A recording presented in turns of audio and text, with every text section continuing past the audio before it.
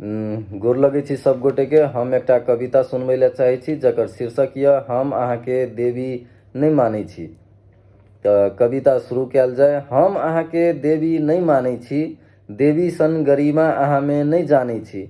ओ कखनो तन नहीं देखबैत छल, ओ कखनो तन नहीं देखबैत छल, साड़ी चादर सँ लाज बचबैत छल। हुनकर नृत्य भक्ति आ त्याग, हुनकर नृत्य भक्ति आ त्याग, भाव भरल सभ्यता के एक भाग। अहाँक नाच ठुमका तड़का भेल, बाजल गीत अश्लील बड़का भेल। ओ संस्कारक दीप सदा जरबैत छल, ओ संस्कारक दीप सदा जरबैत छल, अपन घर आ कुल बचबैत छल। अहाँक जीवन फेसबुक रील में फंसल, अहाँक जीवन फेसबुक रील में फंसल, नजर अहाँ के काला धन पर गड़ल।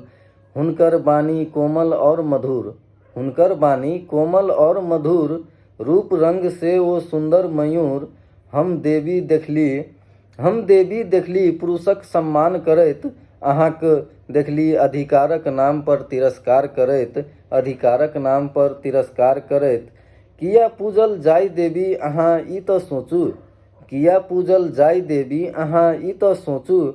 सभ्यता संस्कार आदर्श तो संजोगू, अपने मूल्य अहाँ अपने घटैली, अपने मूल्य अहाँ अपने घटैली। नैतिकता के बाट से अपने हटली, नैतिकता के बाट से अपने हटली।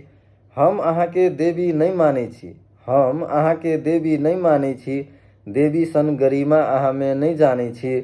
पहले अपन अस्तित्व तो चिन्हू, संस्कार आ सभ्यता में पुनः बंधु, संस्कार आ सभ्यता में पुनः बंधु। धन्यवाद।